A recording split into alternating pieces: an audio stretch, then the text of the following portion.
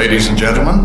Vous écoutez Close-Up Dramatique, le balado sur les actrices de l'âge d'or d'Hollywood.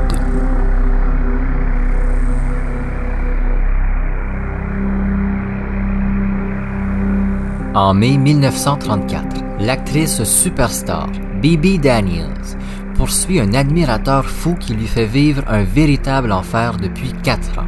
Si la presse connaissait vaguement l'existence de cette histoire, elle est sur le point de connaître le premier cas de stalking extrême.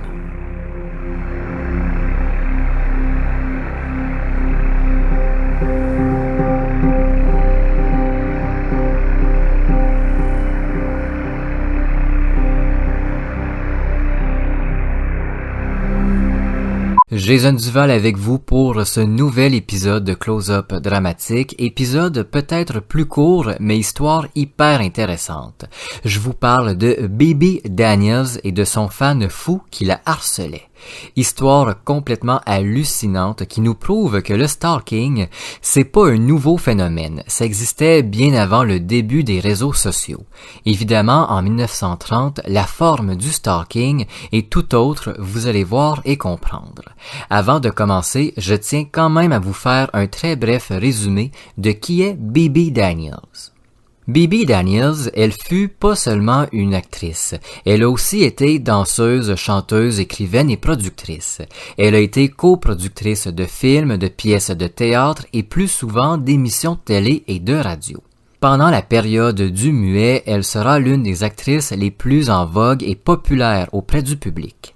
Très jolie et charismatique, elle représente presque l'idéal féminin de l'époque. De grands yeux et un visage parfait, tout pour charmer l'auditoire. Quand le muet se termine, elle va réussir la transition, dangereuse transition vers le parlant. Si avant le son, Bebe jouait sur les deux extrêmes, que sont la comédie et le drame, elle va se lancer dans les films musicaux avec l'arrivée du son.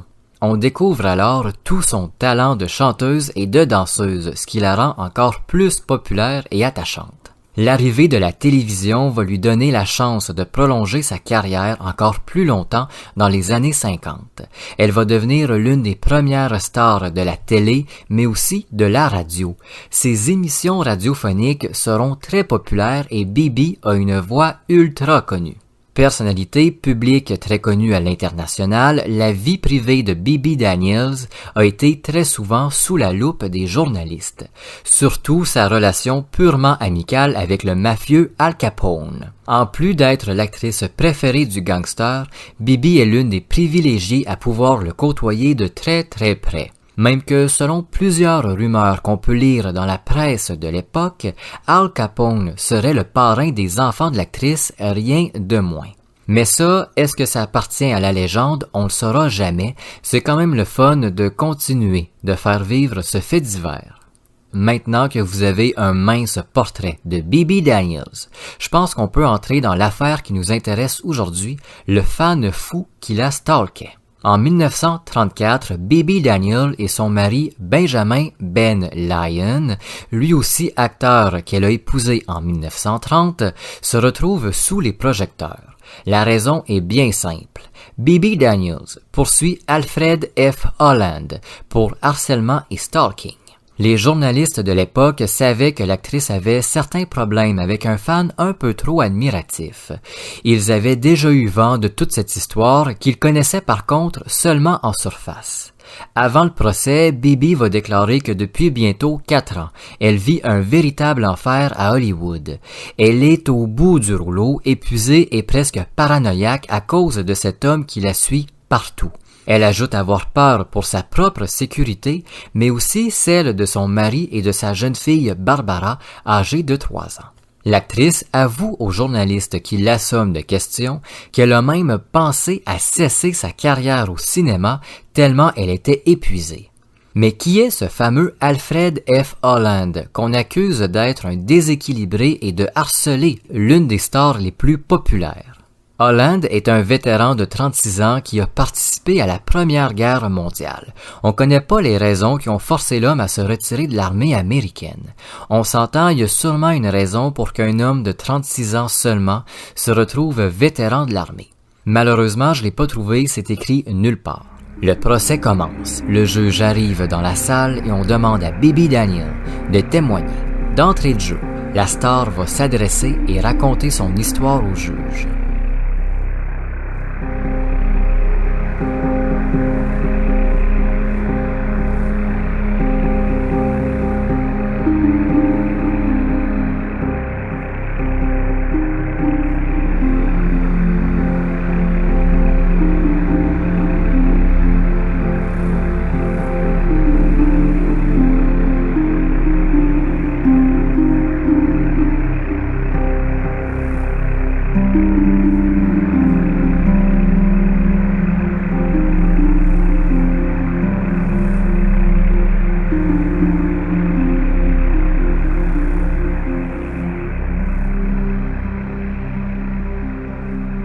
En 1934, Bebe Daniels poursuit Alfred F. Holland pour harcèlement et stalking.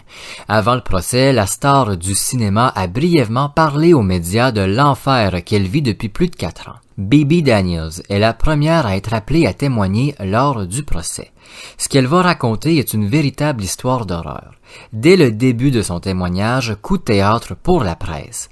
L'actrice déclare que ce n'est pas la première fois qu'elle se retrouve en justice face à Holland.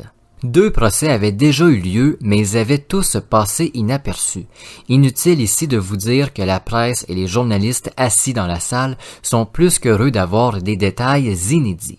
Bebe déclare que tout commence en 1930, peu de temps après son mariage avec Ben Lyon.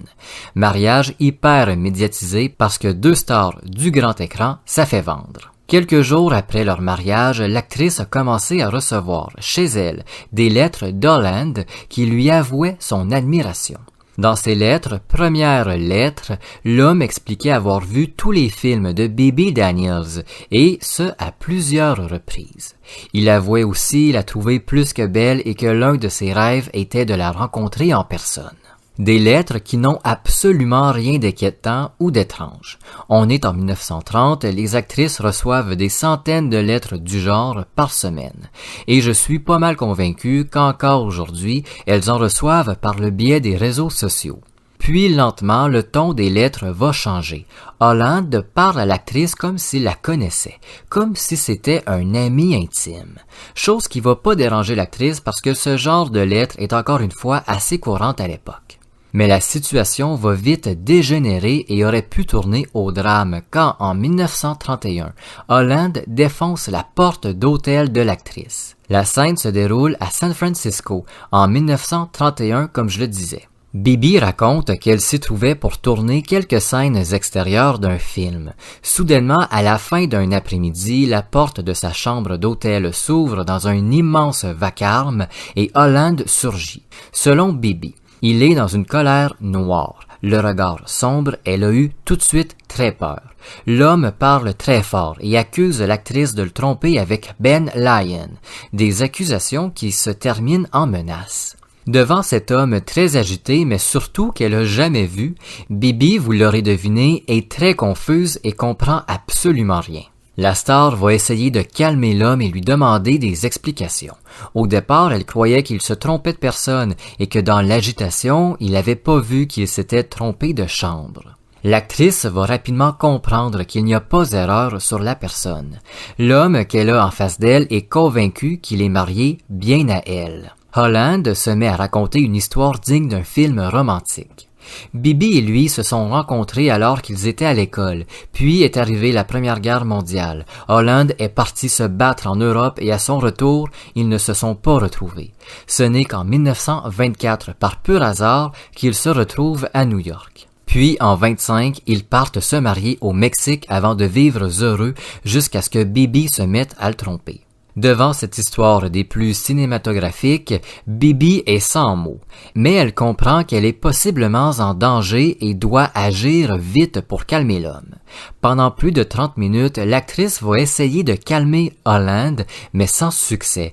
Il se remet à hurler, mais fait maintenant du grabuge dans la chambre d'hôtel. Il jette des meubles par terre, fracasse tout sur son passage. Tout ce bruit va alerter les propriétaires de l'hôtel qui vont envoyer la sécurité à la chambre de l'actrice qui se cache dans la salle de bain. Holland va être escorté de force à la sortie de l'hôtel avant d'être poursuivi par l'actrice. Cet incident va laisser Bibi terrifiée bien évidemment et presque incapable de raconter son récit lors du premier procès en 1931. Lors de ce premier procès, le juge va demander à ce que Holland soit conduit dans un hôpital psychiatrique de l'Arizona d'où il va s'échapper la même année. Holland sera en cavale jusqu'en 1932, jusqu'à temps qu'on l'attrape et qu'on l'emmène dans un autre institut où il écrira régulièrement des lettres à l'actrice. Bibi explique que pendant cette période, elle a reçu plus d'une centaine de lettres de l'homme. C'est aussi à ce moment-là qu'elle a commencé à craindre pour sa propre sécurité et à avoir peur de se faire enlever. L'actrice raconte qu'elle a commencé à interdire l'accès à sa loge, mais aussi au plateau de tournage où elle se trouvait. Dans les journaux de l'époque, on écrit que Bibi Daniels est devenue très émotive quand elle raconte qu'elle ne pouvait plus sortir toute seule, qu'elle ne louait jamais 2 fois une chambre dans le même hôtel et qu'elle avait une vie complètement désordonnée à cause d'Holland. La star tient, en 1934, à remercier tous ceux avec qui elle a travaillé pendant cette période, qui avaient compris la situation plus que délicate et anxiogène dans laquelle elle se trouvait. En 1932, quand la police arrête Holland à nouveau, il est emmené dans un nouvel institut où il suit un programme très strict. Pendant qu'il suit son programme, Holland continue d'écrire à l'actrice des centaines de lettres. Heureusement pour Bibi, l'institut est si sévère qu'elle ne permet pas l'envoi des lettres à ses patients. L'actrice recevra donc jamais ces lettres. 1 an plus tard, en 1933, on va juger que Alfred F. Holland a réussi le programme et on va le laisser sortir. Dès sa libération, il se remet à harceler la pauvre Bibi Daniels. La femme explique que les lettres de l'homme étaient devenues très décousues.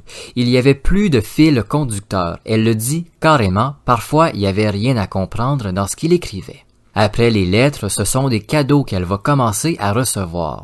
Des petits colis qu'elle n'ouvre jamais, qu'elle retrouve au pied de sa loge ou encore directement chez elle. Puis, quand elle tourne des scènes, Holland lui téléphone. À chaque fois que le téléphone sonne ou qu'elle entend la sonnette d'entrée, Bibi entre dans un état de stress immense.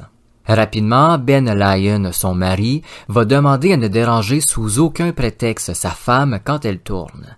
On ne lui dit pas que quelqu'un a téléphoné, on n'apporte plus rien à sa loge, rien n'est permis. On coupe presque tout contact avec l'extérieur quand elle est devant les producteurs. Par contre, la situation n'a pas fini de s'aggraver. Bibi n'est pas au bout de ses peines, malheureusement. Lorsqu'il comprend que Bibi ne lui répondra plus au téléphone, Holland se met à la suivre presque à la trace. Partout où elle va, soir de première, gala, tournage, sortie des plus normales, dans un supermarché, Bibi voit Holland. L'homme est très souvent caché dans un coin ou dissimulé à travers la foule. Un vrai cauchemar. Comme le dit Bibi en 1934, il n'y a pas de mots pour expliquer le sentiment de peur, de stress et de panique qui l'habitait quand elle apercevait son harceleur. L'actrice termine son témoignage en disant que sa vie est un réel enfer depuis 4 ans et que cette situation est causée par un seul et même homme, Alfred F. Holland. Par la suite, on va appeler Ben Lyon à témoigner, le mari de la star. Il va ajouter que depuis plusieurs mois, elle est incapable de dormir une nuit entière. Elle se réveille en sursaut, craignant qu'on ait fait du mal à leur fille ou encore par peur que quelqu'un soit rentré en silence. Ben décrit le même cauchemar que Bibi. On appelle aussi Doris Kenyon, actrice et amie intime de l'actrice. Doris, elle, explique qu'elle a été témoin du changement de personnalité de sa bonne amie Bibi. Doris affirme qu'elle avait perdu sa joie de vivre légendaire, qu'elle ne travaillait plus comme avant et qu'elle s'enfermait lentement dans un état de paranoïa extrême. Puis vient le tour de l'accusé, le fameux stalker Alfred F. Holland, qui va livrer un témoignage farfelu. C'est important de mentionner qu'il est accompagné par une infirmière pendant le procès. J'ai trouvé aucune explication à ça, mais je trouvais ça intéressant. Tout d'abord, l'homme va raconter sa supposée histoire de mariage au Mexique. Après avoir abandonné Bibi pour aller combattre en 14-18, il déclare avoir le certificat de mariage, mais n'est pas en mesure de l'apporter, bien évidemment. La seule preuve qu'il a, il l'a pas. On écrit dans les journaux que Holland est très théâtral quand il raconte son histoire et qu'il en fait même sourire le juge. Puis il va accuser Ben Lyon d'avoir enlevé Bibi Daniels et de lui avoir retourné la tête contre lui. Il affirme que Ben Lyon est violent avec l'actrice et qu'il est plus que pressant de ramener la star auprès de lui. Holland termine en disant « Je ne suis pas fou » avant de se rasseoir. Sans surprise, le juge déclare Alfred F. Holland coupable de harcèlement et de stalking envers Bibi Daniels. Holland est condamné à être détenu dans un hôpital psychiatrique pour une durée indéterminée. À l'annonce du verdict, c'est une Bibi Daniels plus qu'émotive de voir son cauchemar enfin se terminer qui est escortée jusqu'à la sortie.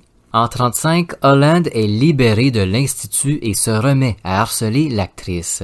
À bout de souffle et terrifié, Bibi Daniels, Ben Lyon et ses enfants partent pour l'Angleterre où ils vivront pendant plusieurs décennies. Elle n'entendra plus jamais parler de son harceleur.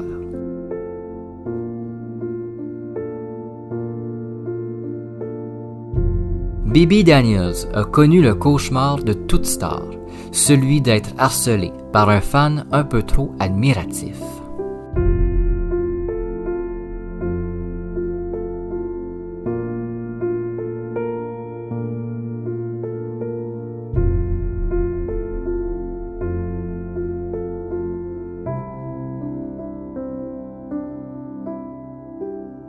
Merci d'avoir écouté Close-Up Dramatique. Si vous le voulez, vous pouvez laisser une note à cet épisode ou même au balado, peu importe la plateforme d'écoute. N'hésitez pas à laisser un commentaire, ça aide grandement au référencement de Close-Up Dramatique et ça ouvre la discussion. On se retrouve très bientôt pour un nouvel épisode.